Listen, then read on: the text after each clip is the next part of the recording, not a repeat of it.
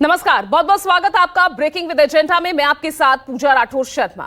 2024 लोकसभा चुनाव के चौथे चरण के लिए धुआंधार प्रचार जारी है और उस चुनावी समर में जुबानी तकरार भी तेज हो गई है, जिसने इस सियासी पारे को एक बार फिर बढ़ा दिया है। प्रधानमंत्री नरेंद्र मोदी ने बुधवार यानी कल तेलंगाना के करीमनगर में पहली बार 2 उद्योगपतियों का जिक्र करते हुए राहुल गांधी पर निशाना साधा। उन्होंने कहा कि पिछले 5 सालों से कांग्रेस के शहजादे दिन रात एक ही माला जपते थे, लेकिन जब से चुनाव घोषित हुआ है उसके बाद कांग्रेस भी हमलावर हो गई है।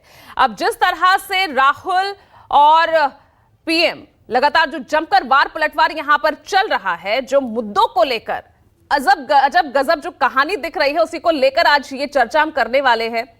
क्योंकि यहां सवाल यह है कि चुनाव महंगाई बेरोजगारी से भटक कर आखिर जाने कहां वाला है। हम देख रहे हैं कि इस तरह से जो चुनाव से पहले मुद्दे थे, सत्ता पक्ष भ्रष्टाचार परिवारवाद पर विपक्ष को घेरता नजर आ रहा था और विपक्ष उधर ही बेरोजगारी महंगाई किसानों के मुद्दे उठाकर, जनता के सरोकार से जुड़े इन मुद्दों को उठाकर अपने पिच को मजबूत कर रहा था। अब ये मुद्दे चौथे चरण तक पहुंचते पहुंचते कहीं ना कहीं गौण साबित हो रहे हैं।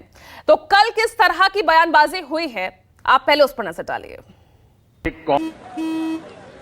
चल हो जा शुरू।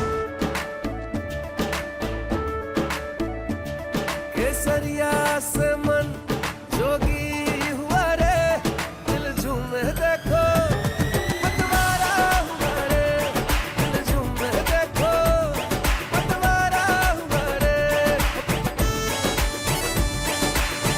हर पल मनाओ केसरी त्योहार। विमल, बोलो जुबान केसरी। कांग्रेस के शहजादे पिछले 5 साल से एक ही माला जपते थे, अंबानी अडानी। जरा ये शहजादे घोषित करें कि इस चुनाव में ये अंबानी अडानी से कितना माल उठाया है, काले धन के कितने बोरे भर करके रुपये मारे हैं, क्या सौदा हुआ है।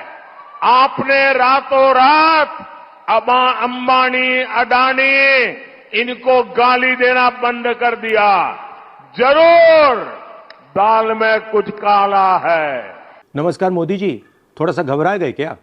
नॉर्मली आप बंद कमरों में अदानी जी अंबानी जी की बात करते हो, पहली बार आपने पब्लिक में अदानी अदानी अंबानी बोला। और आपको यह भी मालूम कि ये टेम्पो में पैसा देते हैं। क्या ये आपका पर्सनल एक्सपीरियंस है क्या? एक काम कीजिए, सीबीआईडी को इनके पास भेजिए ना, पूरी जानकारी करिए, इंक्वायरी कराइए, जल्दी से जल्दी कराइए, घबराइए मत मोदी जी। और मैं देश को फिर से दोहरा के कह रहा हूं, जितना पैसा नरेंद्र मोदी जी ने इनको दिया है ना, उतना ही पैसा हम हिंदुस्तान के गरीब लोगों को देने जा रहे हैं। कि सूर्य भगवान का पश्चिम से उगना, रेगिस्तान में मछली मारना, आसमान में पेड़ लगाना और भाजपा और मोदी जी के नेताओं से मुद्दे और काम की बात सुनना असंभव है।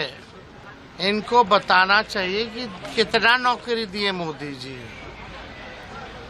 अमीर अमीर होता जा रहा है, गरीब गरीब होता जा रहा है, आखिर क्यों?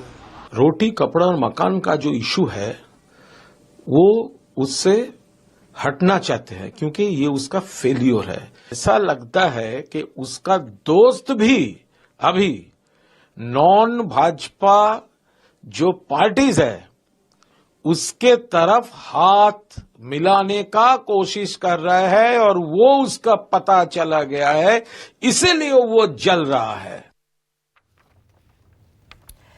और देखिए, इस बीच सैम पित्रोदा जो कि इंडियन ओवरसीज कांग्रेस के अध्यक्ष हैं, जिससे अब वो इस्तीफा दे चुके हैं, उनका भी एक बयान खूब वायरल हुआ है, जिसमें वो ये कह रहे हैं कि हम विविधताओं से भारत को एक साथ रख सकते हैं। हमने 70 साल तक इसे संभाल कर रखा और जहां पूर्व में लोग चीनी जैसे दिखते हैं, पश्चिम में अरब जैसे, उत्तर में गोरों जैसे और दक्षिण में अफ्रीकियों जैसे, यही हमारे देश की पहचान है। और इसी बयान को लेकर पीएम भी खूब हमलावर होते नजर आए। तो इन तमाम बयानों को लेकर आज हम चर्चा करेंगे।